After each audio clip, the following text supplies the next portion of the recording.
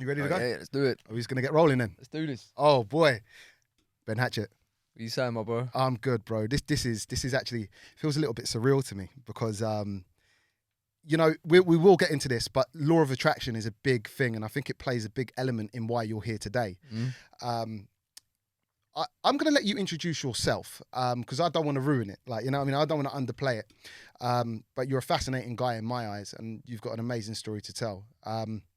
Obviously, this isn't going to be car-based. We might get you a few car questions, but mainly it's going to be hearing your story today. So, Ben, please take the mic, man. I appreciate it. Again, obviously, Jamie, thank you for having me here. Like I said, if I didn't come, I think, my cousins that would have gone mad because they're all big fans. They're all big fans of yours, man. Down in Hastings, so... I'm getting love down there, yeah? You got love in Hastings, bro. You got love in Hastings. I love you. It is, you know what I mean? Sick, man, sick. Right, so, for those that don't know, mix on those more sort of cars and that. Obviously, my name's Ben Hatchett. Yeah, the label is I'm the only man ever kicked out of Broadmoor since Charlie Bronson. I lived a very antisocial lifestyle once upon a time. I got handed a life sentence at the age of 20 years old. I was given a life sentence indefinite, and there was no release date. And like I said, I still, I got into a lot of trouble inside. Some of the stories are surreal. That's what's made this whole fascination. That's what I'm being filmed for, like Amazon Prime, and there's gonna be a film getting made about my life, and it's just crazy. It's just crazy. I got out in July, just gone, 17th of July. So I didn't realise it was that soon. Yeah, no one does. So, bro, this must be an absolutely crazy ride for you right now because, like, your name's ringing. Yeah. Your name's ringing right now. Like, you know what I mean? But, sorry, bro, carry on. No, but do you know what? Like, there is times where it's overwhelming, yeah? But like we're saying, we get onto the law of attraction. It's like, bro, when I changed, yeah, which was like 7 years ago, I think it was 6-7 years ago, and I was in segregation for my last altercation. And then, like I said to you, and then when there was a psychologist said to me about, what are you fighting for? It was at the same sort of time after the Manny Pacquiao and the Mayweather fight. You had two different characters fighting for two different things. You remember that? So yeah, I do. You got like Mayweather, who's very like flamboyant, isn't he? He's very like flamboyant. He probably looks after his circle and that, but he's very like showing flamboyant. But then you got Manny Pacquiao, sort of like when he fights civil war. Yeah, man's fighting for the country. Yeah, you know what I mean? Like, yeah. So it's sort of. And she said to me when I was in segregation, because I was in segregation for a long time, bro. And when she said to me, like, what is it you're fighting for? I was just like, what the fuck? Like, when something hits you, and I tell people that's like my penny drop moment. It's like, It's like, what am I fighting for? Yeah. Do you get what I'm saying? So it's like, and I picked up a book which, and I never really read. I never really read any books. And I picked up a book. I'm still in segregation. And there was a book, The Key to Living Law of Attraction. So I started reading this book, and I was like, wow. And then all of a sudden, I see a Zen monk.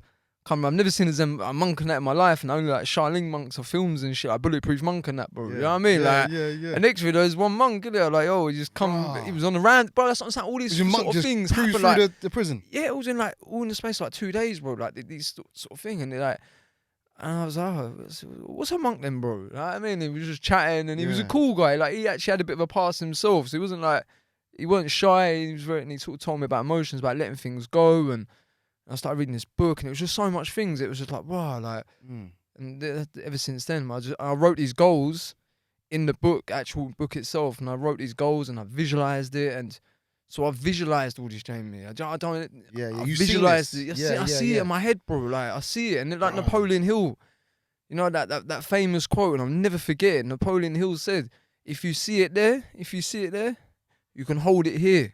Wow. And bruv, that's so true, bro. They're powerful, but as long as you believe it and you put that conviction into it, bruv, you can manifest it, bro. And it is crazy because you ain't just talking some quote and not making that happen. This is happening. This 100%. Is happening.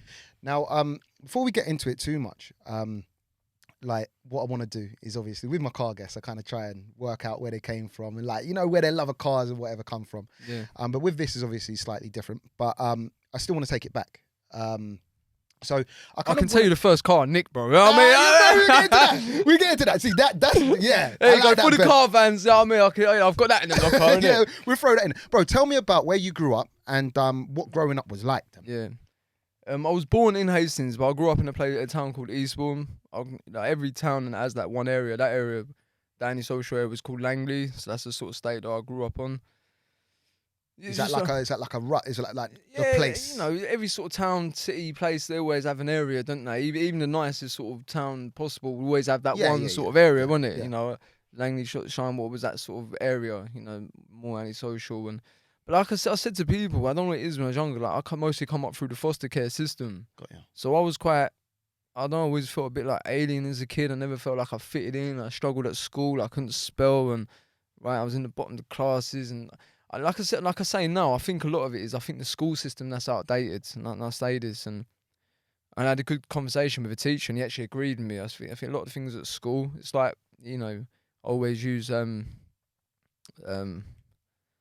forgotten his name now. The genius name, Einstein. Einstein, yeah. You know, when I was away, after that, I started doing a lot of reading, and it was like Einstein. You know, when he went to like a public school, they thought he was antisocial because he couldn't. But then when he went to that special school where that Swedish professor made him like let them focus on what they inclination. 100%, bro. Because you're right in saying the school system is not tailored for everyone. Sorry, it's not tailored for individuals. It's tailored for everyone, if that makes sense. As like, you know what I mean? And when that's what I'm saying. But like, and when that school he went to was tailored for individuals, bro, the guy come on to win a Nobel fucking prize. Yeah. And if you're classed as a genius, so you think, geez, a genius, you think, you know, grey hair Einstein. Well, I'd do with it. Like, you know, the genius, bro, with it. You're right. But like, if he had never given the opportunity, he carried on at like a public school, what would have happened? Do you know what I mean? It's sort of like when someone, there's one word, I haven't got many big words in the locker, by the way, innit? So I'm just saying. Me and you both, bro.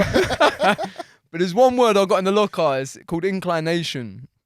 And it's kind of like your purpose, like when you like fall in love, when you're chasing something. I think once people, and I think that's why at school and that, you know, you need to try and figure out what your inclination is, like yours, cars and what you're doing. Do you get what I'm sort of saying? I think once for me, it was like the boxing and trying to inspire, like I think once you figure out your inclination, that's where you need to sort of channel your energy.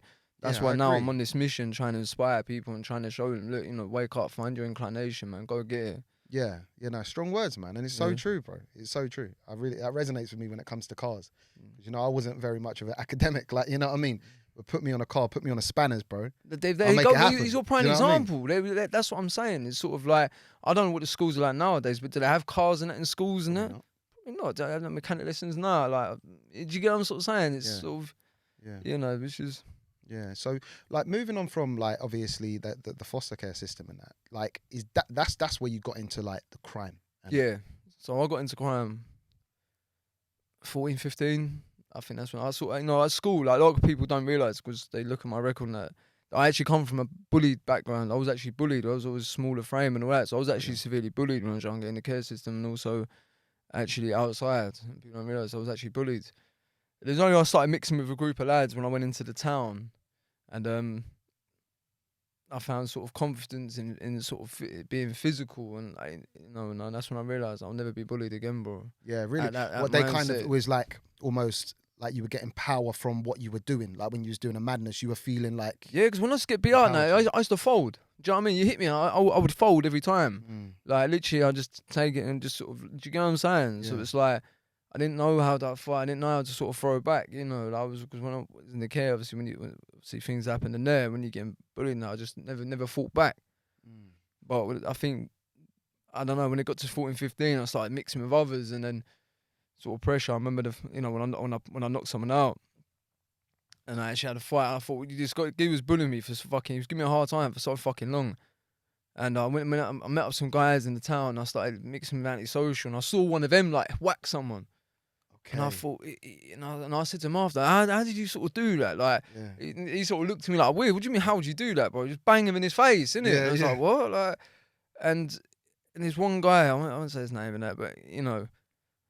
It just give me a hard time all the time for about a fucking year. And it would be like when you're that age, and then it's like in front of girls at schools and all that sort of stuff, mate. Yeah, like all the time, bro. And I just think, do you know what? And I knew he was sitting up there with mates and in my block of flats, and the destination's going to be on Amazon Prime film, actually showing. And I think one day I just had enough, and literally like on my own, I got this courage. And on my own, I went actually up to it where he was sitting with the mates. And I just went on and gave him the biggest uppercut. And bro, it's on, bro. Everyone was very shocked because you got to remember, like... You weren't that guy. No, everyone just saw me as like some dickhead. Like, this is some nerdy, you know what I mean? Girls laughing, boys, I was nothing. Do you get what I'm sort of saying? But where I lived in the block of flats around the corner, I don't know what it was, but that when I saw that first sort of violence, I sort of something stuck with me, and I just thought this kid had like this kid. I was wrong. I had mad respect in the town, and that. So when I was with him, I saw how people was like respecting him, and do you know what I mean? I was saying like he just sort of, and I thought, I don't get that. But when I was with him, people was like, "You are, bro." Like I was getting a bit of respect because I was with this guy. Definitely. Do you get what I'm saying? It's all like I never felt that, and I think for a few days that was on my mind. I remember earlier that day in school, the guy said something. It was shooting in my mind. I knew where they always chilled at that spot.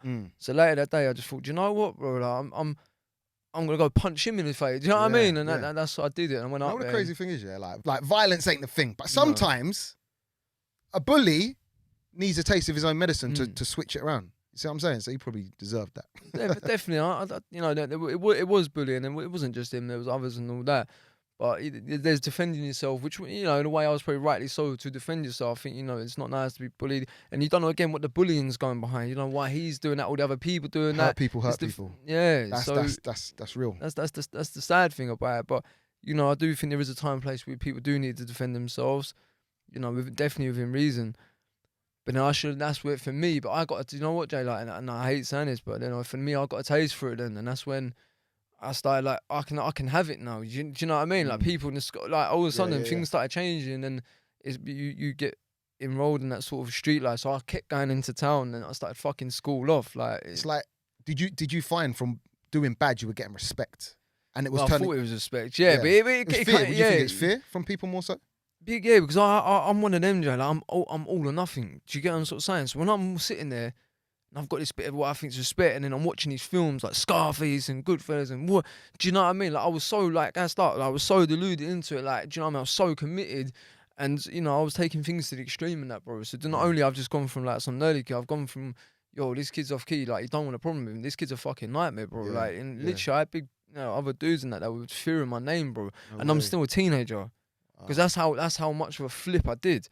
Do you get what I'm sort of saying? When these people that I was having it with, I just completely 180, like 360'd it. Yeah. And then, I was just kind of moving off key and that, you know. That's mad. So, all right.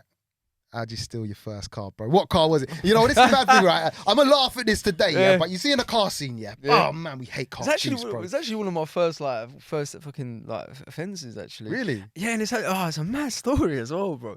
I actually didn't originally nick this car, so I hope I get a bit of a pass. I didn't actually originally nick this car. The car had already been nicked. Yeah. It might even be worse, actually. Like, bro, the car had been nicked. Yeah, and the owner got it back. Okay. But the car, it was like a... Oh, you still had a key or something? No, because it'd been hot, but it'd been hot box, so any sort of bit of metal, all you got to just turn it in you, in the condition. It's been bopped and all that. What car was it? It was a Ford Fiesta. Ford Fiesta, okay. No, the old school, old school Ford Fiestas. Was it Escort? Yeah, old school. Probably Escort, yeah. Was this Escort? No, Escort is before the Fiesta. No, I don't even know. What? No, because they're two different cars, innit? Yeah. So you can get an old Fiesta, you can get an old Fiesta, and then you can get old Escorts. I think it's one of the old ones anyway. Do you know what I'm saying? It was a Ford. But it was a Ford. There we go. So anyway, like and I was actually in I was in a flat, one of these sort of DOS flats, trap, whatever they call them anyway. They're one of these sort of mad fucking flats. And this Welsh kid and this other kid called Ashley, they come bopping around. They're like probably like just town hooligans. They weren't like part of my circle. You just see them about. They're always, I don't know, bonging it and just up to no good sort of land. We was a couple of us sitting in the flat, and they just come in and this Welsh like, we're gonna go nick. I can't even do that. Why am I trying to do the accent, bro? That's the first time I trying to do the accent, bro. It was working, bro. That sounded perfect now, Jack. I was in the zone. I mean, shy, but like he's like, we're gonna nick this car and around the corner. I had like I had like a couple of bit of shandy or something. Now I don't know. I was always game. I was just antisocial, and so I was like, yeah, I'll do it anyway. I'll come. But then I sort of took over, and I never really driven, bro. I think I was 14. No way. So I was like 14. I was 14, like maybe 15. So I hadn't even really driven on that. And then anyway, we got in this car, and then he was like telling me what to do. It'd been hotboxed and that. So I was like, I think one of the key rings or something anyway, because it needed just something. All you had to do was touch it and turn it. Yeah. So. Done it, started, and then when jugging, I didn't really know how to drive up, so I'm literally still jugging it. Drive it too? But I'm jugging it, and all of a sudden this fucking Chinese geezer's come running down, bang on the window, bro, it's his car. No. The geezer car, Nickens, literally come out of this block, bro, I'm chasing, I'm like, stalling, jugga, like, and this geezer, bang, we go, fucking guy, like, but anyway, I sort of managed to get in first gear, second gear, and what a You gear. made So it. I was just, I don't know what I was doing there, bro. I was like fucking driving around the whole town and police chase. Yeah, I just took on Oh, the really? I took on the chase. Yeah, I took Oh, on you the took on the chase. chase? Took on the chase, bro, at 15 in second gear. That's got to be officially gas material, innit? You know what I mean? Bro, Like, you next week we're having you on in that 4 Fiesta. We're gonna try and find that Chinese guy.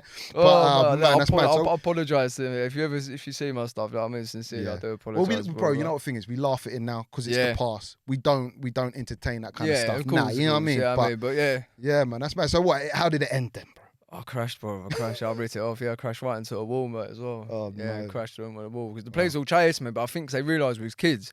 So there's some sort of law where they try and back off. Yeah, they can't. If I was like an adult, if they saw me as an adult, they would have probably just ran me off and all that lot. But I think when there's a kid back then, because you got my miss like 16, 17 years. That's like 16. How old are you, bro? 31, bro. Okay, Yeah. so I'm 32, bro. So we're same generation. Were you Yeah. 87? 89. 89. So what am I talking about? Yeah, I'm 88. Okay. There you go. So this is what I remember. This is like 16, 17 years, 17 years ago. Something like that. Yeah. It'll go, bro. That's mad. So then, like, kind of like, obviously stealing that car and getting into this crime lifestyle. How, like, was it? Did you serve any like minor sentences before you got whacked with the big one, or what was the run up to the big one? Yeah, I did serve because that's what people see. People are like, I'm known for like doing the 10 years, but actually, bro, I probably served about 12 and a half years. Do you get what I'm saying? Yeah. Like, so there is a lot more. Yeah, but I went to juvenile. Like saying there was when I lost someone very important to me, which is when I lost someone very well. Like there was a time I come out of my antisocial lifestyle with someone like showed me a belief and was my foster mum, and unfortunately she passed. So I think when I sort of got in there with her, like in the house, I started into her home and things I was starting to fix up, but I still had like charges hanging over.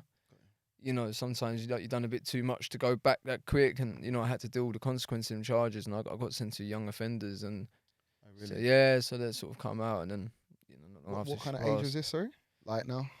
This is 16 now. This 16. This is touching 16. So I was 16. I went away. Yeah. So young offenders. Wow. So What kind of a sentence was that? The first one. 8 months do 4. 8 months do 4 months. So with that, like, obviously this is your first kind of introduction to being like locked up behind bars and all that. Like, was like, obviously, so coming like from when I was growing up, we're kind of the same age or whatever, and it's probably still now. Like, you see when you go into young offenders, yeah, that's almost like guys are doing it to get ratings for when they come back out. Like, they're not taking it in what's going on. Like you're locked up. They're doing it almost because it's seen as a respect thing. Like, you know what I mean? Or it can be looked at within their circles that when they come out, you know what I mean? He's a bad man because obviously he's done time. What was your thoughts when you first went like down? My thoughts after exactly what you've knocked the nail on the head there. Exactly after when you come out, you just want time to get out. It's like you just got like a badge of honor. Do you get what I'm sort of saying? It's fucked up, man. It's so like immature the way you think, but it's so true. Like you think at that age, all of that mindset. Yeah, it is. You think, I've just done a bit of burden. And you think it gasses you up more, and you're like, I've just done it. People see it come out more. Like you think the girls on you more. He's just playing jag. Because at that sort of age, innit, the sort of what do you call it, the bad boys. They sort of you seem to do more. Well, you got to remember, I was like a bit of a fucking trampy kid and all that. I was never really fitted in and all that. I never got any girls' attention. When I started becoming a bad boy and I was in the streets and that, my name was. But do you get what I mean? That's how it works, isn't it, bro? Yeah, bro. Because it actually is like they're attracted to this badness. Yeah, bro. like literally, like It's fucking like. Do you know what I mean? I actually, I was getting girls. What the fuck, like, you know what I'm sort of saying? And your reputation, and you just get so caught up in that fucking that horrible lifestyle. But but for me, it was like I sort of found saying, you know what I mean? I sort of wasn't. You were good at. You were almost like good at being bad, and that's bro. I just took it to another level, bro. I just took it to the extreme. Like, do you get what I'm sort of saying? Like watching all them films and all that as a kid, and do you get what I'm sort of saying? It was just sort of I was just too brave. I was just too game for my own good in that, bro. Like. And I just realised. What kind of stuff were you doing then? Like when in your prime, shall we say, of that kind of lifestyle? Yeah. Before you got locked up for the big one. For the big boy, it was all violence orientated. You know what I mean? It was all violence. So it's a difficult one to talk about. You know what I'm saying? In my hometown, they all know. Okay. Like it's I did run out on people's. One I talk about like. No, I've woken people up with golf clubs to the heads and that, Jay. Do you get what I'm sort of saying? In their own house, their mum's house, bro. Wow. Do you get what I'm saying? And I had to live with that sort of shit because that's how, like, sort of, you know, I run out of people's houses, the fucking bats and all that. I mean, I was just so. You was just people knew, like, boy, when you had an issue, if we had an issue in the town, boy, it was like, you didn't want you involved in that. Yeah, like, and it was, bro, it was a nightmare, bro. Do you know what I mean? I knew how I was. Like, put it this way, even I wouldn't like to have a problem with that younger me now, bro, because he's just off key and you don't know how far he's gonna take it. And that was the scary thing about it, and that's like why now I'm so passionate with these kids now, because you know it is getting worse. Like I saying, a fucking 13-year-old got stabbed to death not long ago, and it's like it's crazy. Do you know what I mean? Kids killing kids. Do you know now, what? See, bro. when we were young, and I don't know if it was the same. Like I've grown up around Northwest London, like pretty much my whole life. You see all this knife crime, bro. That weren't a thing. I'm sure it weren't a thing. Nah, not until like sort of later teens. Yeah, you know what I mean? yeah. Like, sort of later teens, but not 13 years old, bro. 13. It's wild. It's wild. Nah, So I don't know how much younger viewers I've got, but if I have, guys, take note of this because there's nothing cool about it, and obviously it's only going to end you in shit. Like, you know what I mean? That's it, like, bro. You know And don't listen. Do not be fooled by the films. You see all these films all on TV, all these little programs, all the glamorization, these music videos about jail and all that. I tell you what, listen, there ain't nothing glamorous about it. That's a fact, bro.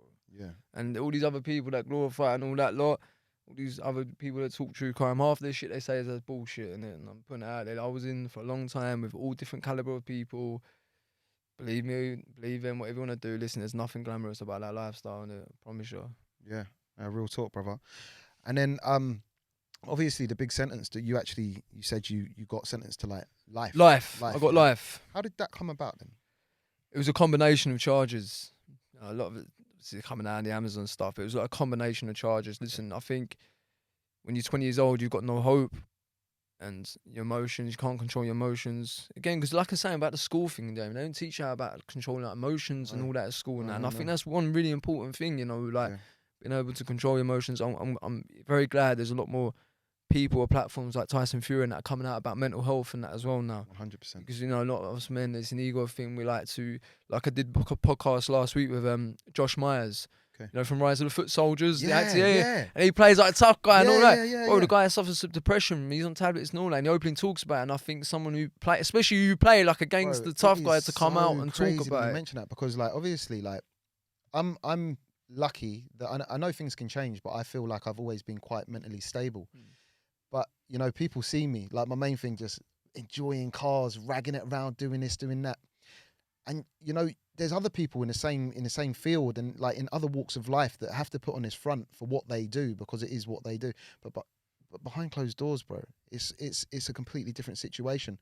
And especially with men, mental health, I find it's almost like we like to be seen as like alphas, isn't it? Like we don't like to talk about issues and our problems because we're men, or we're seen like that. Do you know what I mean? Depends what circle you're in, but like, you know, if you come from a circle of lads, like, you know what I mean? Like, we don't cry, we don't do this, we don't show our emotions too much. So when it comes to mental health, especially when you're in a position of where people look up to you and everything like that, it even more backs that you're meant to be this guy. You know, we don't want to talk about it, like, you know what I mean? So there's so many people out there suffering in silence, and I'm quite happy to have you on and talk about this now because it's a serious thing, and I've actually had dealings with people quite close to me quite recently, whereas, you know, the mental health that I didn't even know they were suffering with it until it happened, like, you know what I mean? So I mean, there's definitely massive conversation here to be had about mental health. As far as your mental health was concerned at the time, were you stable, or have you always kind of suffered with a condition, or I think I always sort of suffered to a certain degree, like sort of anxiety and depression, and you know, I think my head's played a few tricks on me, and sort of sometimes I think, you know, with the paranoid sort of side of things and that as well. That's what I think when I was inside and that, like I said to you, you know, obviously, you know, I was attacked. I don't know if you've seen the story. Obviously, I was sort of sliced, and something happened to them back when they were in prison. I don't know. We get onto that. We'll get onto that. Yeah, we'll get onto that. But I was saying, like, it's a tricky one with the mental health. Do you get what I'm sort of saying? Because sometimes people, you got it, especially with the depression. Like, you might have it, but you don't realise you got it. Do you know what I mean? You might think, I'm just feeling lazy, lethargic, I'm not eating. Do you get what I'm sort of saying? I hear There's, that. I mean, I hear that. especially signs, but I think one of the main ones is, and it's so underrated, is anxiety. Anxiety is still, like, I still suffer anxiety today, bro. Yeah. Like, yeah. around my eating and things, because of, like, traumatic things that have happened inside. Like, sometimes when I eat, I start thinking I'm swallowing, like, I'm choking and that. I have to run and get fresh air. I have to ring someone and that now, bro. And I'm like, I'm the Broadmoor brawler. I'm the one kicked out of Broadmoor. And even I'm still, I get scared of food, bro. Do you get what I'm sort of saying? Mad, like, bro. so, It's mad. It's mad. you know, it is a big thing, you know, and that's why, you know, people like Tyson Fury and that, you know, coming out, someone with, you know, we talk alpha males. Like, come on, man, they got my guys that you know, That he's epitome of heavyweight, the you know what I mean? alpha Like, you know male, what I mean? He's the alpha male, isn't it? Like, so when you got people like him coming out and saying, do you know what, bro, I got mental health, innit? I'm right, like, I've got it, and this is suffering. And then more people, like same with Josh Myers, again, Josh Myers, who plays one of the toughest guys in you know, Rise and Futsal Essex, and like meeting shit out of people on films and that, like coming out, it's like, bro, I suffer depression, man, I'll take tablets, something. You know what I mean? It's sort of like, I think it is important, and that's why, you know, I take my platform very serious, Jamie. Like, you know, that's why me are trying to spread, and I'm trying to show, like, that's why I keep it real, and I think that's what separates me from some of the other people out there. They're trying to mask and that. There's nothing masked about me, bro. I'm the most openest dude, whatever, and that's why I call my channel Let's Be Real. It is. It's just like, you know what I mean, like, so. But the mental health, and that is my worry as well, especially now with the younger generation, is the mental health and that. Like, bro, could you imagine us growing up like through like Instagram and Facebook and all that, bro? I don't, like, literally, I couldn't imagine it. Like, you're saying, so we're basically the same age, bro. When we were growing up, we had like one computer room in a school. Like, you know what I mean? Social media weren't a thing. No. I think colour phones just come out for me in like year 8. Like, you know what I mean? You see what I'm saying, bro? Like, I feel. Was it like the free one? Like, when you used to have that little camera. That? Free, that's it. The free, shout out to free. Yeah, but it's mad though, because like now, like obviously I'm quite in the public eye to a certain extent. So I'm always kind of, you know, watching the comments, watching this, watching that. And you know, when we were in school, it was like, you know, for instance, bullying. It was physical. Now, I'm not taking anything away from physical bullying, but we didn't have to deal with perhaps what now kids are dealing with physical. And then when they go home, which was their usual escape, depending, they're getting bullied 10 times worse. When I got this shit, like, go home, at least I sort of lock away what you get on sort of saying. Exactly. Like, no, bro, it's on phones and videos and like, mate. Like, and on top of that, like, I mean, obviously there's that side of it, but on the flip side of it, like, kids are growing up with like no proper contact, bro. You see, when we was younger, bro, we were out. You had to be out. You're in the house watching 5 channels, and that was about it. So you was out, you was climbing trees, you were playing Knockdown Ginger, you was doing the man. I love a game of Knockdown Ginger, innit? Hey, bro, let me tell you a story about Knockdown Ginger. Hey, bro, so like back in like, so you know you got your circles, yeah? So there's always one in the circle that is the kind of like, he's one of the boys, but you bully him a little, but you push him around, but it's love. You know what I mean? His name was Nick Conker, yeah? Such a funny you fully name him as well, bro? He's getting fully named him. I don't speak to him no more. Shout out to Nick Conker on this one, yeah? Such a joke. He had a funny voice. He had like 2 patches missing on the side of his hair. So he's kind of like, you know what I mean? He was one of them ones that stood out a little bit. Anyway, but he was naughty. He was down for it, like whatever, yeah? So one time he was playing Knockdown Ginger, and he's gone around, knocked a few houses, whatever, ran.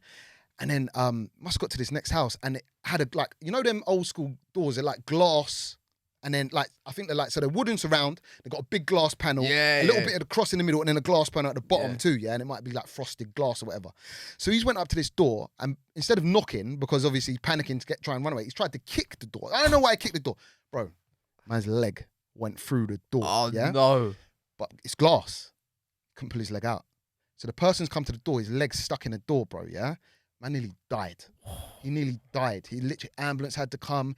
Like, bro, he nearly bled out, bro. He was stuck in that door. So, yeah, that's my story about Knockdown Ginger. Yeah, do not play Knockdown Ginger. Do it, you know what I mean? There's risks involved in everything. You know what I mean? Definitely don't kick. Yeah, don't kick if you're going to do it. But, yeah, getting back to the mental health, I definitely think it's a subject that we, you know, as men, but as a society, but as men especially, need to, you know, be more free and open about talking about. And I think like, it's with people like you too, and like obviously, as you say, Tyson Fury, alpha males, that hopefully it will come around. And I know people might look at me and say it's easy to say when you ain't suffered it yourself, and I appreciate that, like, you know what I mean. But let me ask you something, though. If one of your tight circle had mental health, would you be supporting them? I would give them my utmost support. There you go. That's what matters. Do you know what I mean? Just because doesn't mean you have to go through something to understand it or get it. It's about supporting. And those that are going through it, it's about going to people like yourself that would support. And that's what it's about. People may watch him, I don't suffer from mental health from that, but you may have someone in your circle. I promise you, someone in your circle probably will. Yeah, no, Maybe I we're talking believe about that, 100%. And it's about supporting them. And by me coming forward, bro, I get people, the amount of messages I get in that, Jamie, the people I like, people would think probably, oh, you get messy girls and that. Bro, I get a lot of messages of men and that have seen my story and relating, messing it. Like I said, I spend like 3 hours a day replying to messages and that, bro. Wow. If they're like little ones, not a great podcast, this, that, the other, you give a thumbs up, just respect, show love. But sometimes I get these big messages that people open up like about saying, or they ask you something. That's why I take the time to sort of, you know. I think it's very important too, because I feel like, again, like I've actually, it's quite funny because I obviously my channel, my main car channel, is about having fun. It's about, like, you know, being out, being excited, just good vibes. Good vibes. I've been watching. Thank you, yeah, bro. you got a new fan, bro. You got a new. I subbed, didn't it? I subscribed. Sick guys, see. Yeah, man, and I get, or have had, the occasional message where it's someone talking about mental health or talking about a dark time that they're going through, and you know how my videos kind of have helped them through. And it's messy. Don't get me wrong. Like you, I'll respond. I try and respond to everyone. There's only so much time in a day. It is difficult. And, now my platform's growing higher, and I've told it gets more and more difficult. Of course, you know it is hard. But you know, responding to someone who's written you a message like that is it's a duty, in my eyes. Like, you know, so big up to yourself more so for you know, responding to people who reach out to you. Because I know it's hard. Like, you know what I mean? Like, trying to balance all the, like, life with social media. Yeah. You know what I mean? Trying to find that healthy balance, and, you know, balance it with who else, your friends and your family, is tricky. So, I guess it's just about dedicating your time properly, innit? And sending it to the people who mean the most. But with the mental health thing now, obviously Broadmoor is, for those who don't know, and again, I'm not massive on prison. I don't really know a lot, but obviously I've done a little bit of research. I know Broadmoor is a prison for people suffering mental health. I think it's the word, like, is it, in fact, am I saying this wrong? Go on. It's a high secure unit for it's for the criminally insane, isn't it? That's let's be real. You know what I mean? That's what it is. There's 3 high secure hospitals in the country. You know, they're like the top max secure prisons. Like, when prisons can't handle someone, that's where they send them. Or if someone's like, you know, it's either for the killers or wrong-uns, or just people like the prison kind of, like your Charlie Bronsons, your Crays went there, and do you get what I'm sort of saying? All your serial killers go there. It's end of the earth. It's hell on earth. It's end of the line, hell on earth. Really? So that's how it's looked at. It's pretty much it's hell. And when you say it's hell on earth, you're speaking from experience. What do you mean? What do you mean by that? There's another guy who come out, and many years ago he wrote a book, and Liam knows him. Liam's filmed with him. His name was Roy Pretty Boy Shaw. He had the classic fight with Lenny McLean, British history. He's a bare knuckle boxer? Was he? Bare knuckle. He had the biggest unlicensed fight with Lenny McLean, the governor. They had like 3 battles. Yeah. Oh, I think I went down a rabbit hole of watching all those old fights. Yeah, they had British history, bro. I mean, classic. And Roy Shaw, you know, he went to Broadmoor and he wrote a book about it. And I tell everyone, this is Roy Shaw now, and there's a quote what he said about being in Broadmoor. He said, "The nicest thing I can say about Broadmoor is I survived it." Wow. And like you know what I mean? I support that quote. Again, I've never been to jail or anything like that. Well, there's jail and then there's Broadmoor. Then there's Broadmoor. Do you get what I'm saying? Yeah, Broadmoor, like, it's end of the line, bro. And like, you know, like I said to you, I was involved. There's a cover up which will come out on Amazon. Like, will come on Prime. I was involved with a big cover up there. We was getting mistreated. It's you know, this ain't just me saying it. There's actually a whistleblower, staff come out. There's things online saying there was a cover up. We was being mistreated and dual diagnosed. Because people think like the reason I actually got kicked out of there, that, you know, there's a reason behind it. I didn't do it for any other reason. It was about what was going on. Sometimes you have to make a stand for right and wrong in life, and what was going on there was wrong at the time. I knew by me taking a stand I was going to get into a lot of trouble, but what was happening at that time was wrong. And do I regret doing what I did in Broadmoor? Absolutely not. You know, I made a big stand. What had to be made, I got punished severely. But it is what it is. And, you know, there's whistleblowers come out from their own staff, and that's all on the internet. If you want to check it, you know, cover up, and that's all out there. We'll get into that a little bit more. But for people who are a little bit naive to, like, the prison system and prisons in general, what would you say is the difference between, like, a normal prison to Broadmoor? Like, what's the, apart from obviously the people, your codees or whatever? Yeah, all right, I'll give you one. I'll give you an example. I've got an example here. So I've been in Broadmoor, 3-4 weeks. I got stabbed in hot water. Obviously, the geezer hot water and stabbed me in the back. And do you know why he did that? Why? Because he thought I was a zombie. Wow. There you go. Wow, so, There you go. So now we're dealing with obviously mentally unstable people who are violent. So it's like so. Can you set the scene? So like obviously, what was the like lockup? What was the bang up? How often were you allowed to kind of communicate with other prisoners and? It all kind of depends, really. It depends. Like you go on admission, you go there, you start on an admission ward, and you sort of down there take all your shoelace, not like shoelace and that there. You got to remember, people have been killed in Broadmoor, guys. You know, like the cannibal geezer. What was his name? I used to call him. Oh, I'm gonna sound really bad now. That's how I used to wind him up. I did actually. You know, the cannibal. I used to wind him up, and Peckish Pete. I used to call him. His name was Pete. You know, Peckish Pete. Yeah. I had a bit of beef with him years ago, and I used to wind back. He killed someone anyway with shoelace on the ward. So you're not on the admission ward. You're not allowed any shoelace because people have been killed before with shoelace. So you go on the admission ward, not have shoelace and all that. You know, a lot more staff. You're getting watched. It's just doomy. It's you've got people pacing and you've got people talking. You've got him, mate. It's just edgy. What's like what's the cells like? How they like? I don't know. It's all like built in, structured, built in. There's nothing like sort of movable, and even like in like a communal area, like this chair, you could pick that chair up in it, Jay.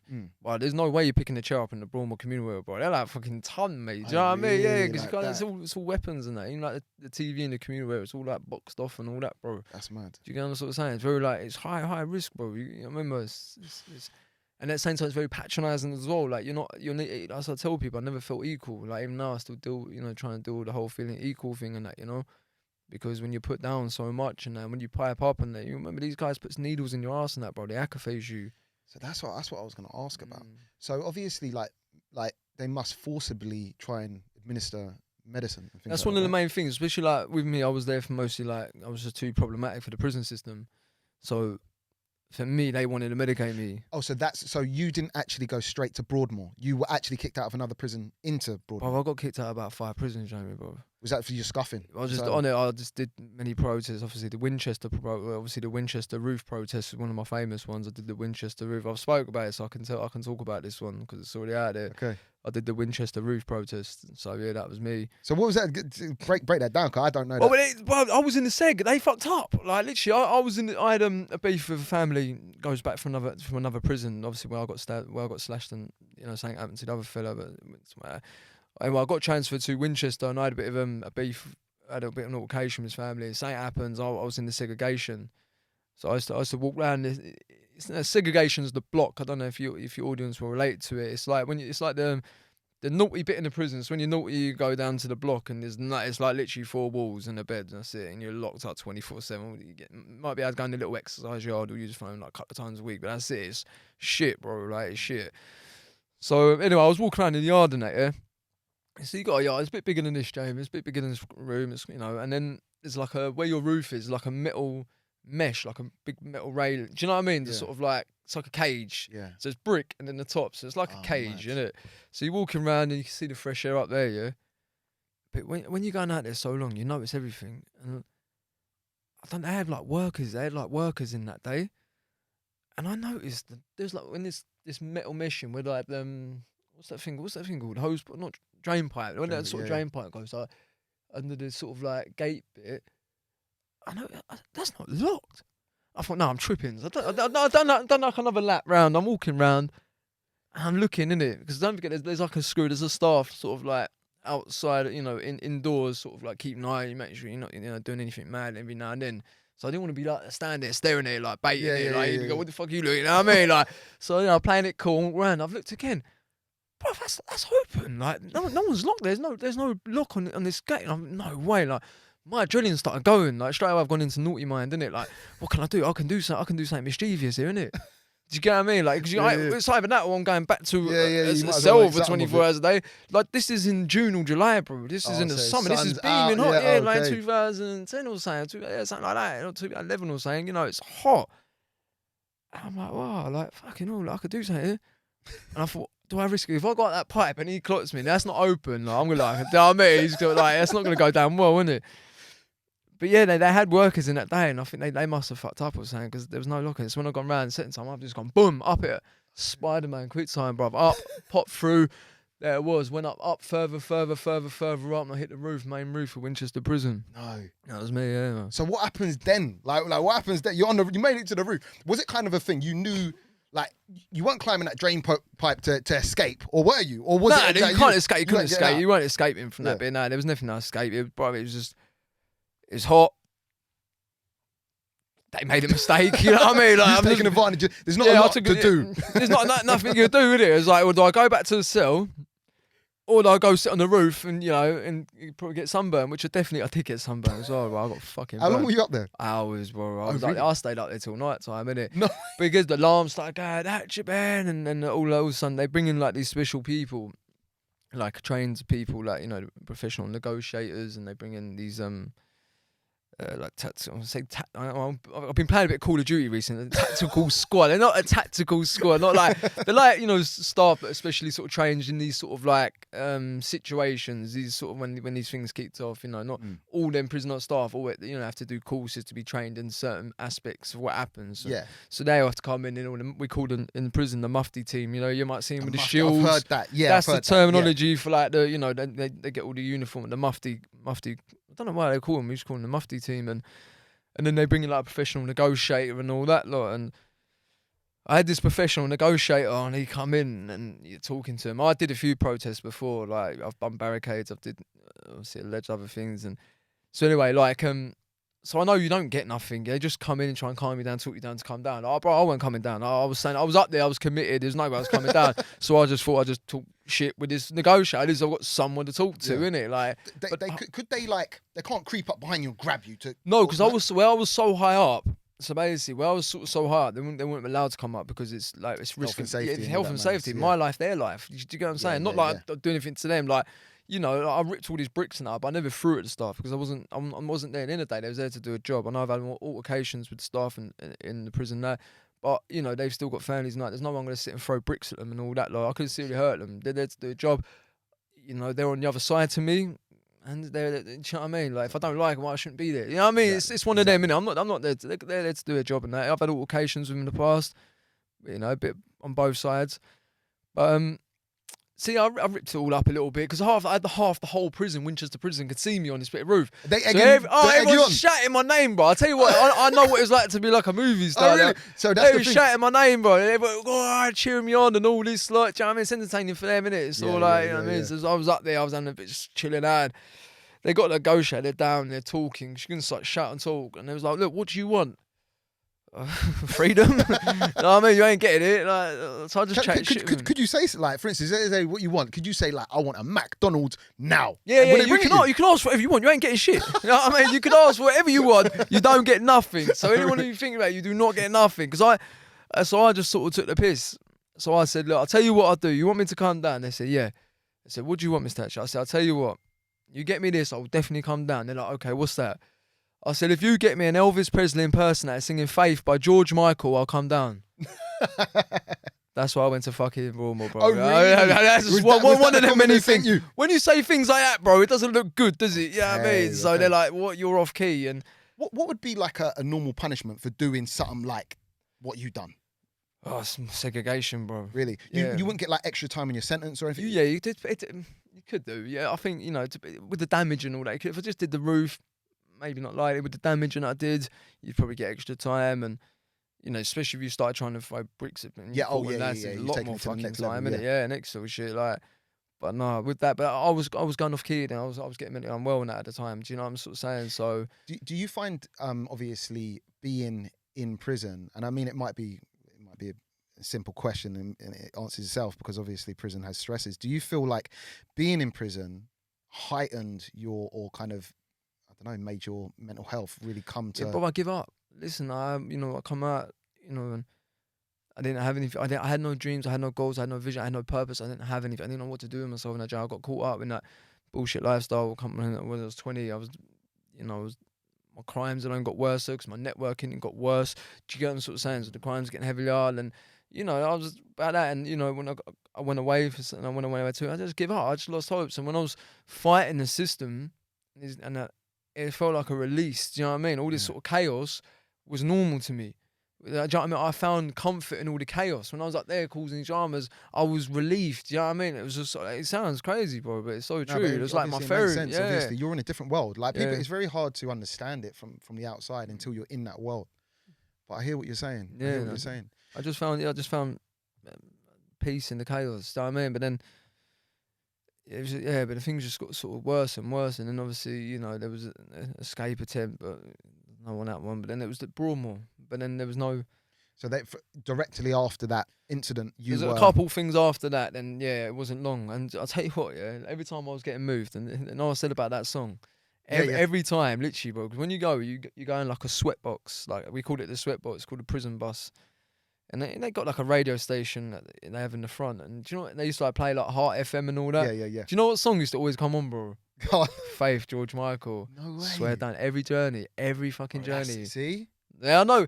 It was a sign though, bro, innit? I was going to need all the faith I was going to have, bro, going to Broadmoor, mate. You know what I mean? Like, let's talk about that. So obviously, this prison that you're about to enter for the criminally insane, what's going through your mind at these points now, bro? It's like 21 years old, bro, innit? It's like 21. Do you know what I'm sort of saying? And like we all heard I heard the stories and I read the books, you know, the Bronson, the Craze and the serial killers there. You had the proper wrongers there. You know what I mean? Like I knew like obviously I thought, I don't really know what to think, bro. Do you get what I'm sort of saying? Like it's and your mind, I'd imagine at that time probably wasn't in the it wasn't in the best. It wasn't in the best as well. Like I was saying, I was young and when man's not got no hope or nothing at that sort of age and that, bro. Like I'd given up, man. Do you know what I mean? I stopped talking to family and outs and life, little family I had and my friends. I'd give up, man. I just absolutely just give up. So it was like, even kind of to the point of not caring. That's the sadness of it. You know, I was just a broken guy. Like, I always had a good heart, and I know some of the things that I always had a good heart, but I was always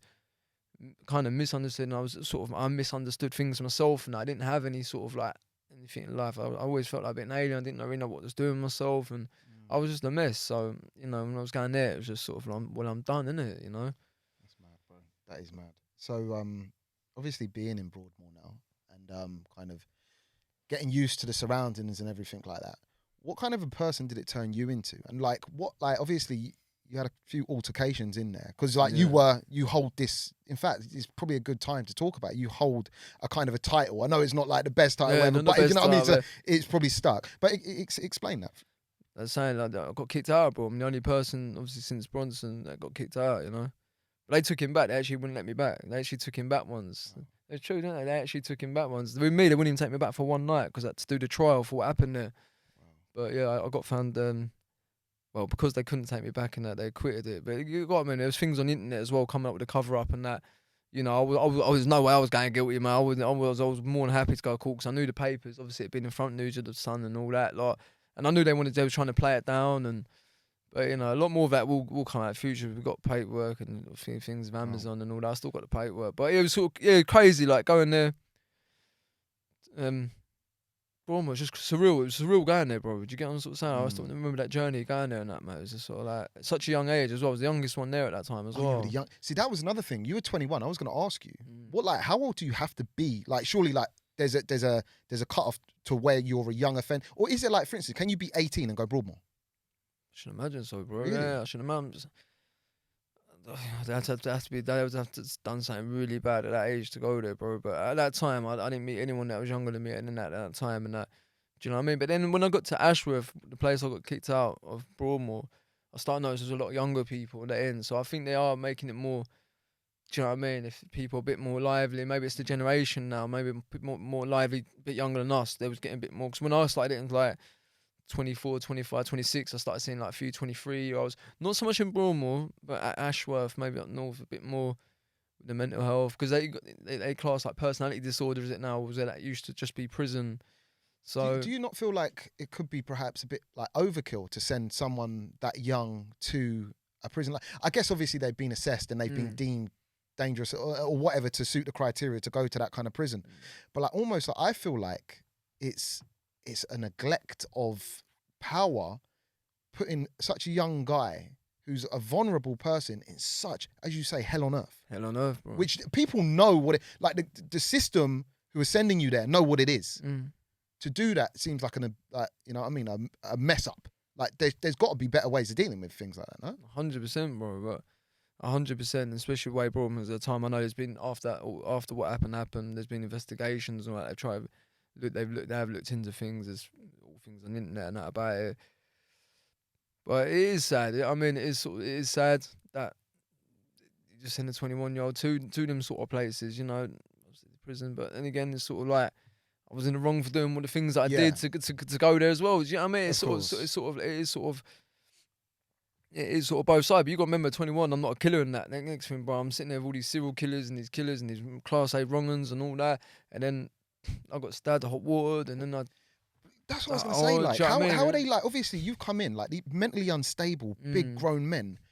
21. Let's be real. Like we're kind of men, but we ain't. No. Do you know what I mean? And people mature at different stages. Like, you know what I mean? How are they treating you? Well, I was a big 21. I don't know. Have you seen the Broadmoor picture of me? Nah. I only recently put out.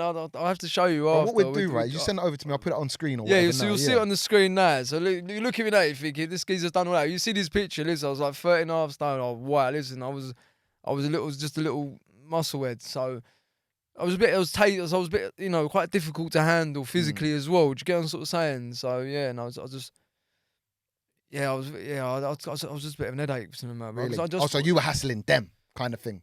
A bit of both. Obviously, everyone knows that. Obviously, I had the thing with the Al Qaeda lads, innit? Obviously, yeah. I remember now. Yeah, do you want to touch on that a little bit? Yeah, of course. You know, so obviously in prison I got severe. Obviously in prison I got attacked. That's why I got the gold teeth. My ribs, my socket got done by a few people. It was for absolutely no reason. But I got a tattoo of Tottenham on my leg. Are you Tottenham guy? Yeah, I'm Tottenham. Tottenham supporter? Yeah. So am I, bro. Yes! Do you know what the thing is? Like, people are going to quiz me now on other like You're going to lose fans of that, bro. No, do you know what the thing is? I love Tottenham, yeah? But I support all the teams. I love all the teams. No, I just ain't got time to follow football. But Tottenham is the team for me. Yeah, I love Tottenham. London's even though we white, shit one at the minute, we love Tottenham. I had Dante Hawkins on. He's a big Spurs bud, isn't it? On my podcast. Yeah, that was an interesting one. But where was we? I got lost there. Oh, because of your Tottenham. So because of that, yeah, it's a bulldog. Obviously, I love boxing. Everyone knows my story. Obviously, you know, but obviously, I'm leading up to my boxing, so I love boxing, and it says Tottenham underneath it. So this was about. Liam, what year did all that EDL sort of start? What was it? Was it 2012 or something? It was about 2012. You had all these geezers going around the balaclavas and all these marches, far right thing. They called themselves an EDL and that at the time and that, yeah. So no one knew that. Who was the lead? Tommy Robinson. So he was like the leader, but no one knew who this geezer was at the time. It was just all in papers at the minute, this far right thing and all that. It was all based in Luton. So I don't know about all this shit and that, bro. And then I remember these like extremist guys. So I wasn't like I was in one of the higher secures. I was in so they was at the window, and I remember he was sort of saying, oh, you know, he must have seen me come in the shower and he's seen that tattoo on my leg or whatever. And he's started quizzing me out the window. He's like, where you from, bro? I was like, I'm from Langley in Eastbourne, mate, South Coast. He's like, you sure, bro? Oh, yeah, kind of sure, bro. I'm from, you know what I mean? Like, I know where I'm from, yeah. You sure you're not from Luton? Is it Luton, bro? Bro, I'm from the South Coast. I don't know what fucking Luton is, bro. You know what I mean? Like, you fucking, my geography definitely weren't my thing. I don't know about all that, mate. Like, come on. But I think they knew, man. I think in there they just get sort of boredom, mate. I think there was a lot of like all that sort of politics stuff was happening outside. There was a lot of it. And again, I just think they did that out of boredom. But anyway, 4 of them, 1, 2, 3, 4 of them come in my cell. I was at the bottom back of my cell writing a letter, which I had to fucking read. It was like one of them long letters as well, like 3 pages. You nearly finished it. I had to write all that again like a week later after I come back to the hospital and that, bro. I had to rewrite that because it was all like bloody and scratch. But anyway, they come in and they went to work on me. They went to work on me. They did my ribs and they smashed my teeth out and they went in on me. Wow. So obviously I still held a grudge in that. You know what I mean? Obviously I was very sore. Can I stop you and just ask real quick? Like, you saying the Al Qaeda guys, what were they like? They were... there was the extremists. They was all there for terror charges. Yeah, so... but there's one guy who didn't come in the cell, but they all seemed to sort of like be up his arse a bit, and his name was Haroon. Now, Haroon was... Do you ever remember Hamza the Hook? Yeah. So this Haroon was Hamza the Hook's right-hand man. So they was like setting up camps north of the country and all that. He was very like... He was... You know, a small dude and all that, but he was very like, you know, very powerful in that extremist extremist world. Because they was like, setting up camps. He was very high up. I didn't know all this. I don't look all that shit. I don't follow all that. You know what I mean? Yeah. Like I'm just a fucking cancel kid from Langley, Eastbourne. You know what I mean? I don't follow any of that sort of shit. So And then anyway, I was just pissed off. I got attacked. It don't matter who attacked me, bro. It don't matter if it was Muslim, Christian, or whatever. People they got me. I was still sore, and I believed he sort of instigated it for him to do it. So when I went to Broadmoor, Haroon went going to Broadmoor because America was trying to extradite him. Because I think they did in the end, but they was trying to extradite him. But Broadmoor, he was playing the mental health, and Broadmoor was holding on to him. Because when he was going over to America, I think what's that place in America? Like Katama Bay. That's in Cuba. Is that Cuba? That's where they. That's where they took them from there to there. That's where they was trying to get him. So obviously he don't want to be going there, bro. Because it's game over. Yeah, you can imagine. You can imagine what goes on out there, bro. Like I wouldn't want to go there, mate. You know what I mean, I say but anyway, I know his lifeline was based in mental health card. So obviously he's gone to Broadmoor. I've then gone to Broadmoor, and I remember him. We wasn't on the same ward as each other, but we would go to the same sports hall together, play cricket. Now, I was still very sore about what happened. You remember, my teeth, bruv, it was for no reason. It was completely unprovoked. Exactly. Do you know what I mean? Like, I went into all that fucking shit that was going on and that. Like, that's not me, man. You know, like I said, it don't matter who it was. Anyone who sort of tagged me up, I was, you know what I mean? I was going to tag them back. Yeah. And so every week I think I'm gonna do him in it. And obviously when I get the bat, I'm just when I get my turn on the cricket bat, I'm gonna weigh him in.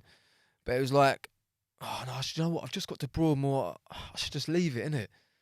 Like, and then obviously I got badly attacked anyway when I'm not on Broadmoor with the hot water and all that by Matthew Quezada. And so that sort of delayed it anyway. Then sort of after that, I had another occasion with somebody. Anyway, it goes cricket, and every time I say to myself, oh, do you know what? I should just get on with the sentence and I'll just leave it. I'm just gonna cause more problems than that. But then I'd see him down there again. I think, no, I'm gonna fucking do him. Like. And I just keep get back and forth. And then in the end, I decided I was just going to leave it. And we was playing cricket. Well, do you know how heavy a cricket ball is? Yes. Yeah. Bro, that would kill a person if it, yeah. Bro, so anyway, like we was on the same team. So he's batting. And so the geezer's, I'm not far behind him. He's batting, you get someone behind, innit? No, he's not batting, he's bowling. Yeah. So he's bowling, I'm sitting there not far behind him in case the bat anyway. So the geezer's wet, the other geezer he's bowled it to, hit the ball and it's come my way. And I've got this ball, man. I don't know what come over me. Haroon's gone, quick, ball, pass the ball. But I bounced it off his head, innit? Oh, like that. Yeah, so I went in. So that caused a lot of aggro for me inside Broadmoor then. That had like a big trigger event. Did it almost seem like from the outside, but did you give any signs that you didn't like the brother before you actually smacked him with the ball? Because I can imagine if it was like that, then that's going to further make them think you're like. Yeah, like I kept myself like into sort of Broadmoor and that. Do you know what I mean? There was a couple of lads I sort of mixed with there, but it's a scary place, bro. Do you know what I mean? You got to be on the ball and all that lot. You don't know what these guys and that are thinking and that. Like he didn't know I was probably thinking that. So I had it happen to me. I did it to someone. But obviously, my reason comes back. I didn't just do that for any reason. I done that because in my heart, I know he orchestrated them boys to come in myself for no reason. If I was part of all that shit, I get it. Fair enough. That's past the parcel of all that. You was hurt. I didn't cause many problems, bro. I never got onto them. Exactly. And you just come in myself and beat. Do you know what I mean? It wouldn't just beat up, bro. They went in on me, bro, for literally for no reason.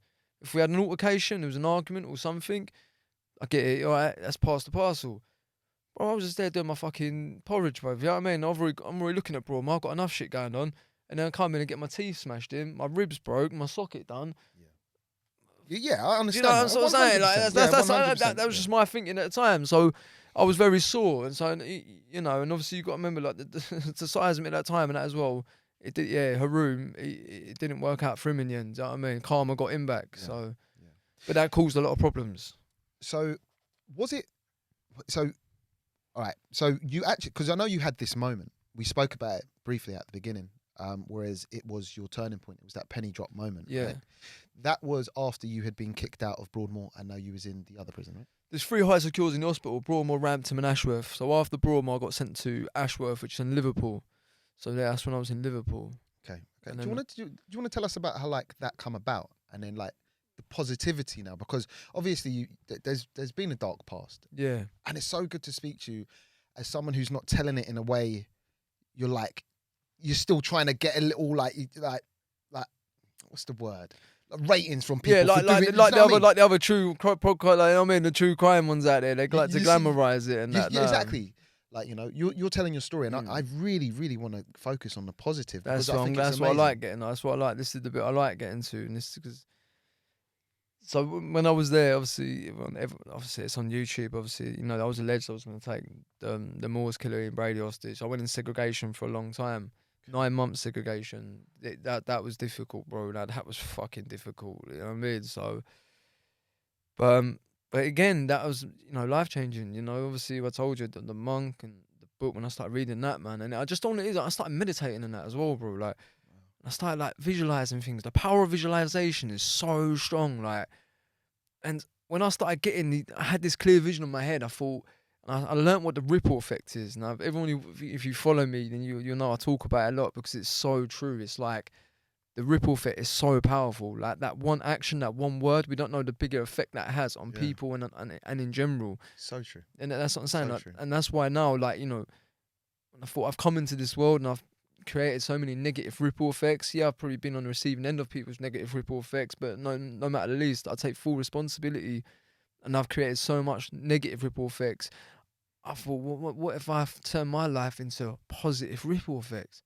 I said, look, I come from the care system. I'm already like a stereotypical type, kind of jail and all this, and I sort of really started like understanding empathy a lot more. Like, I started people that I cared about, putting them in situations that have happened with people, and it was a very like emotional and very enlightened sort of change I had over that time. It was very, it was very deep, and I had to do a lot of thinking. You have to really sort of figure out who yourself is, but that law of attraction changed my life, bro. That law of attraction, that power of positivity, and bro, when I had this goal, I had this vision in my head. Yeah, you can't just want it. That's the thing I tell people. You can't want it. You have to have it. So I knew I had it, bro.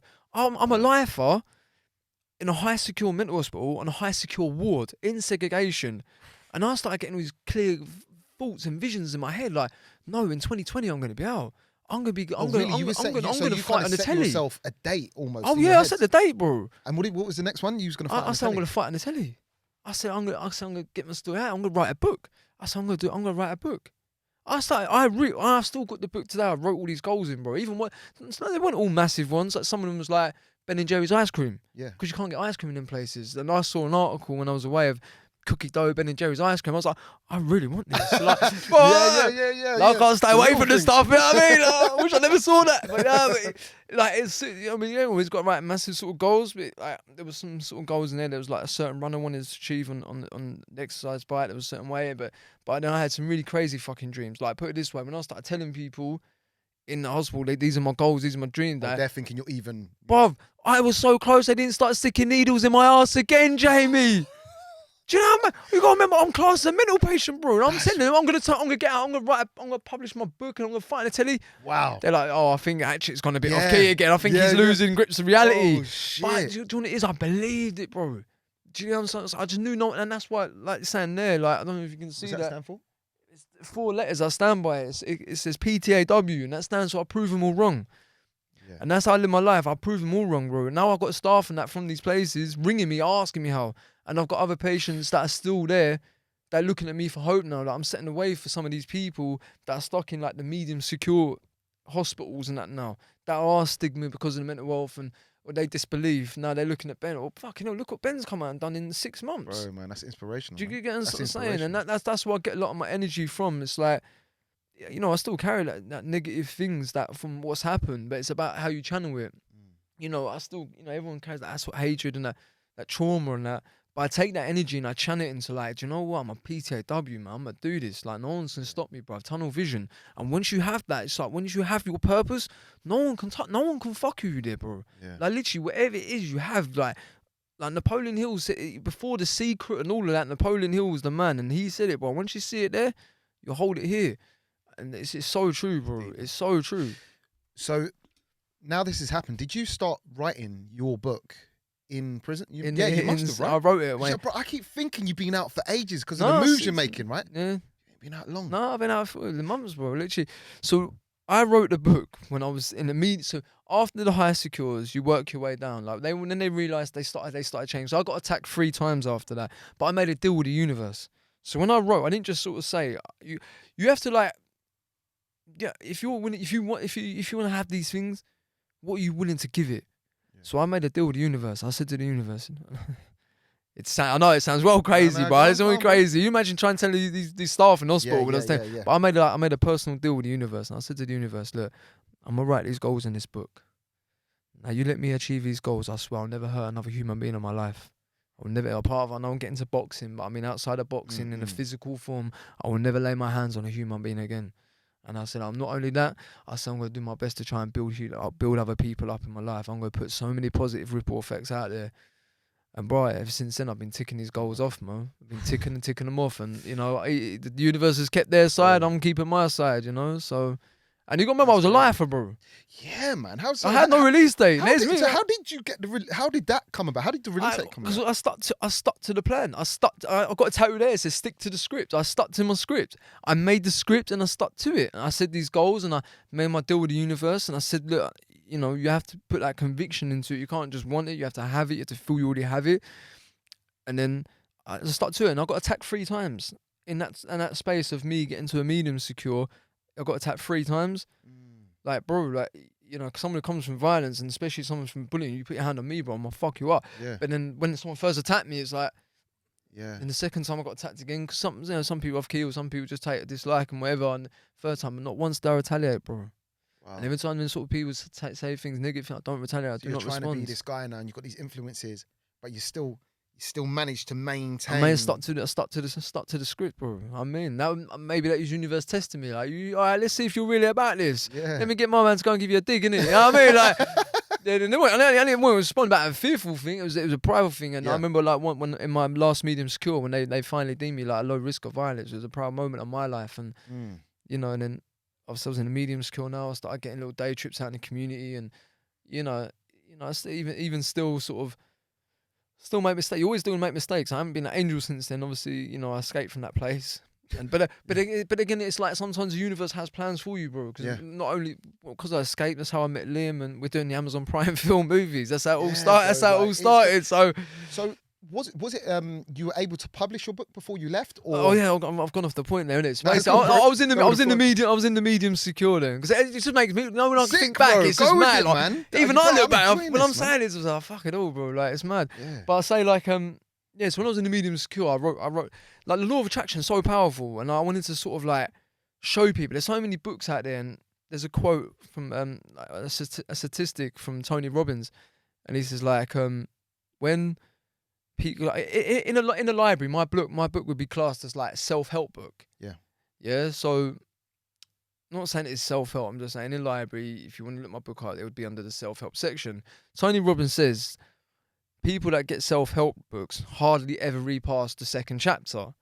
Okay. There's like a stat, and I know it just sort of stuck with me. So I had a bit of. So I went and looked at all these sort of self-help books. How many pages is 2 chapters? Yeah. Averagely, it was about 40 pages. Okay. So I thought, if I write a book that's less than 40 pages, everyone will read it, innit? Read it. Okay, I hear that. Yeah. So I sold that one. And not only that, like, you got The Secret, you got Napoleon Hill, Think and Grow Rich, you got all these nice books, all these interesting sort of books. The only reason I probably read them all is because I was away. Do you get what I'm sort of saying? Outside, like, you know, you're struggling to read it when you've got so much going on. Time, innit? Everything's like, you ain't got time, they want it here and now. Not everyone's a big reader. Exactly. So I thought, well, I want to try and break it all down, because look, there's a lot of science behind law of attraction as well. Not a lot of books actually do. Not a lot of books actually explain that. It's very like scientific, the law of attraction as well. Like, especially when people ain't heard of it. Like, what the fuck's that? Some cult? Is that religion? Yeah. No, it's very scientific, and you know, I stand behind it 100%, bro. I know I'm bouncing from subject to subject, and I want you to kind of finish that. But can you give us a little bit of a breakdown of what your interpretation is of the law of attraction, kind of thing? Like, you are what you attract. Do you know what I'm sort of saying? Your thoughts, don't you think you're that thought? That thought comes out as frequency, bro. It's like you are what you attract. It's like there's 2 things that I say to people when I try to explain law of attraction. It's like, one is the simple one. It's like a radio station. Like, you see yourself as a radio station. What it is you want to tune yourself with? What frequency? Do you want to listen to some negative shit? Do you want to try and what are you trying to tune yourself in with? You know, you want that. So it's about having that, you know what I mean? Sort of like that frequency, because we're all made of atoms. You know what I'm saying? We're all energy, bro. We're made up of all the same sort of things. So it's like whatever you want to tune yourself with. And the other way I explain it is by, if I've got let's Jamie, we can do this, bro. We should make a YouTube clip one day. I've seen it actually works. If you get like a a guitar. If you get a piano here, Yeah. and a piano over there, Yeah. If I hit, let's say, the C note of that piano, the string on the C note on that piano will also start vibrating. Joking me. Because it's in tune with the same vibration, frequency, innit? the same vibration, bro. And that's what law of attraction is. Like, you are what you in tune yourself in with, bro. If you want to be negative, go and tune yourself in. Like, what do you attract? You attract more negative. They call it 100%. karma. Yeah. Do you get what I'm sort of saying? It's like, whatever you want to tune yourself in with, bro. That's it. Okay, interesting. Sorry, bro. Now, so you got your book published. When did you get your book published? When I was still away. You're still away. When I was still away, bro. I had to sneak it out. Bro. I did it so sly how I did it as well, man. I had to send it to people. Like, I did it so sly. So I wrote this book, and I got my friends to do it to self-publish it. So I went through the self-publishing way. So, but yeah, it sold out in the UK while I was still away.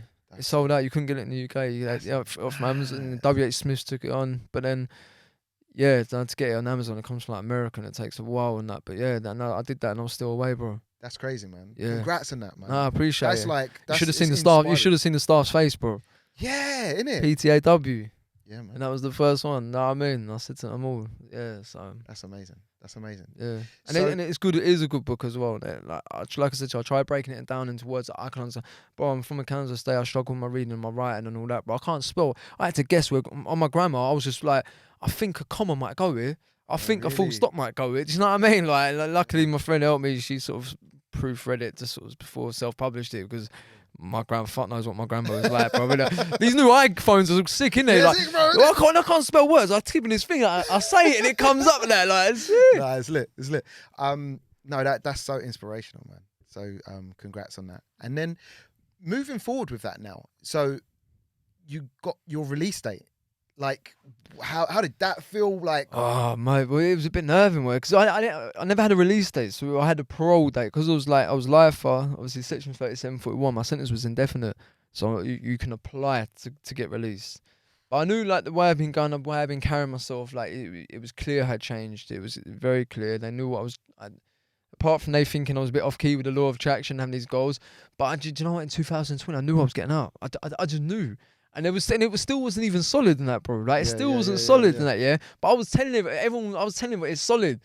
Do you know what I'm saying? I believed it. And it was actually about... They must have started to believe you after your book got published and shit. Like, they must have started to think, maybe he's telling the truth. I know what my probation worker, I say her name, innit? My worker now, and she comes out, and they all say that I'm spoken about quite a lot in the place I was at, and they all like, even from old area, everyone was like, Ben, he's come out, he's done it, innit? He's doing it, like, yeah. So it is sort of, it is crazy, bro. Like I say, even sometimes I talk about fucking all, like, yeah. But they must have thought I was nuts in there, bro. Like, literally, how I never got more needles put on my ass than that, bro. Like, literally, you think about it, a mental patient does all this. He said he was gonna do it, and I've still got the book with the goals in as well. So made it out, man. It's mad, and meeting all these people, like, like I was chilling with Josh Miles a day, and I was watching his films when I was away and all that, bro. Like, they brought in, Joe Egan, like, all these people, K. Cole, come on, brother. I was listening to his music when I was away, and I was sitting in Stay Busy studio, chilling with him and talking. Do you get what I'm saying? Yeah, yeah, so, right. I got him on my phone and that, bro. It's like, come on, I used to listen to this geezer's music CDs when I was away and that. Now I'm like, cool with the guy. It's mad, bro. What's the transition like from that? In fact, going from such, like, because you went in negative and then coming out to all this positivity, achieving, it seems like you're hitting milestone after milestone and you're doing it quickly, like, how does that feel? Like, how's that? Yeah, I'm still, like, the thing is, I'm still adjusting about being out as well, Jamie, but I feel like when I'm saying, when I'm getting these messages of people that are get inspired, or they go start look up law of attraction, or if I've made them, like you with your videos, when you made someone feel good, because your videos I feel good. And I'm not really a car person, sorry guys, but like it's like when I watch your video, I'll get well in tune with it. I feel like I am a car guy. I'm like, it's the same vibe you create. Just the enjoyment through, like, enjoy it through me. Like, even if you're not that guy, like, see my enjoyment. Yeah, you can see it, and you sort of connect to that energy, which is why I was definitely excited about coming doing this today, because I feel what you're doing, you're creating, you're putting positive ripple effects out there. Do you get what I'm sort of saying? Knowing that other people, because like you said to my cousins, all fans of yours, isn't it? Like, you didn't know that, bro. It's like, it's so mad. Just going back to it, like this law of attraction. When you contacted me, I was like, oh my god, like this is. It felt real because I knew like your thing was law of attraction, and then when you contacted me, like, because it's so, as I say, going back, I commented under James English's podcast with you from my car channel, which I'm very known for. Yeah. Wouldn't usually do that on something that isn't car orientated and to another channel, perhaps that I know, or do you know what I mean? And I've done that, and it's because your story resonated. Like, do you know what I mean? And it just you gave out good energy, and like, bro, since the day when you first pulled up, love. No, Straight away. Appreciate it. Like, do you know what I mean? I'm not just saying that because you're here. The vibe was nice. Do you see what I'm saying? You're like, even just sitting down and chilling with you, I almost feel like, bro, I could be your friend. Like, do you know what I mean? Friends. What are you on about? We're friends. Sorry, bro. But like, you know what I mean? Like, we could, the vibrations resonated at the same level, if that makes sense. Well, it definitely makes sense to you. But yeah, man. So like going forward, obviously, like you're up and coming boxer. Explain that to us. Yeah, well, I was meant to fight. Like I was saying, the thing with Amazon was I was meant to fight in November, but it was never meant to be. You know, which was it was quite disheartening. But sometimes you've got to let the universe play it out, man. Things pattern out because other things are meant to happen. I was meant to fight in March. It's not so now, but we've just literally come from a meeting. We are going to be live streaming fighting. Obviously, I did call out Darren G, but unfortunately, technically, he actually called me out. Actually, what, a lot of my people ain't going to know who Darren G is. Oh well, he's so like, put some emphasis. he had like the biggest view on James English, but it's very controversial. I did support him, and I burnt some bridges for supporting him because I'm very passionate about the anti-knife crime. I'm very, very passionate about it. And I actually do voluntary work with youth and that, what people don't actually know about. So. So I took him on to support that, and we actually agreed to doing the charity fight. And I think he thought it might not, it was going to be in the summer, it might not be happening. Because my fight got cancelled, I went and got the ball rolling about making it happen. And then I just think, I think it's reality's checked in. It's not happening no more. Yeah, so he's doing what he does, and then he does it with everyone that he's entertained before. He just starts, talking negativity online and that. But that's entirely up to him. I'm not going to respond. I'm bigger and better than that. It would have been a shame because it would have been more. It would have been good viewings and raised a lot of money for the charity.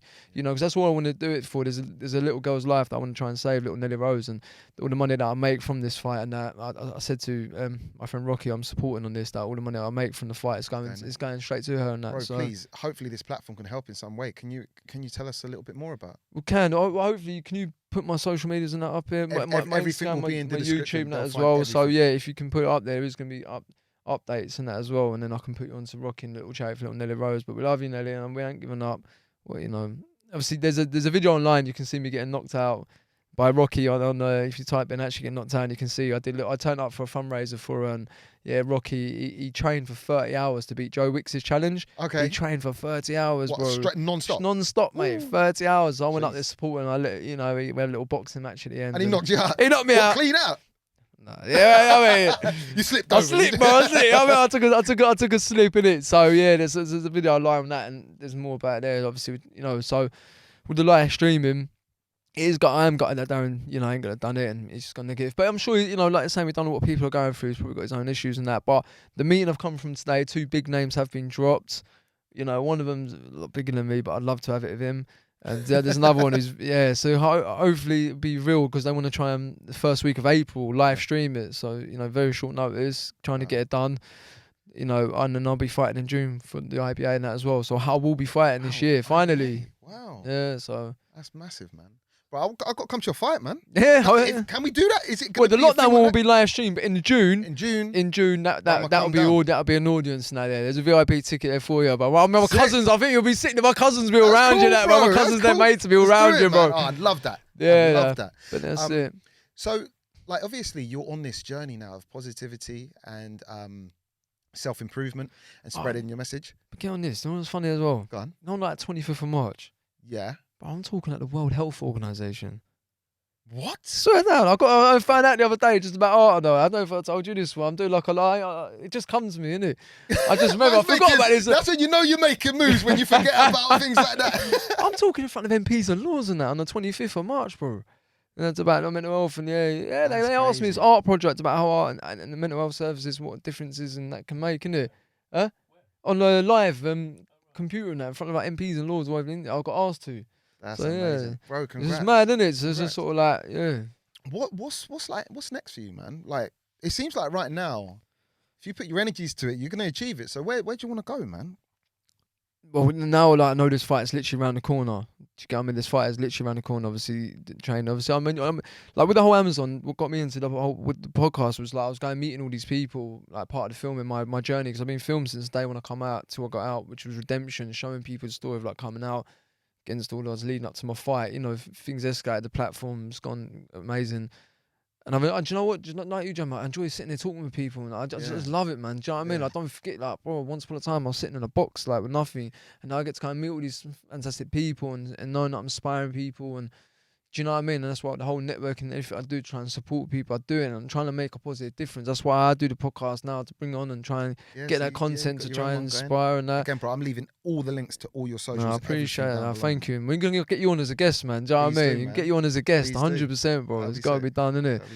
So that's what I'm doing that with the podcast. So I know with this fight, you know, coming from the meeting today, it's around the corner. I know obviously training, it's all gonna be training, because I'm not, you know, I'm looking to put a show on for everyone. Wicked. Do you know what I mean? A lot of people want to see the fight, so damn, I've got to put a show on this year, innit? Yeah, man. Well, I'm rooting for you, bro. No, I appreciate it. I really appreciate it, bro. Sick, man. Well, that's an amazing story, and I hope that it's inspired a lot of people, and I'm sure it has. And obviously for my viewers, I know it's not the usual, but as I said, like with this podcast, you know, the car scene is the backbone, but interesting people, positive people with stories to tell is definitely going to be a big influence in this.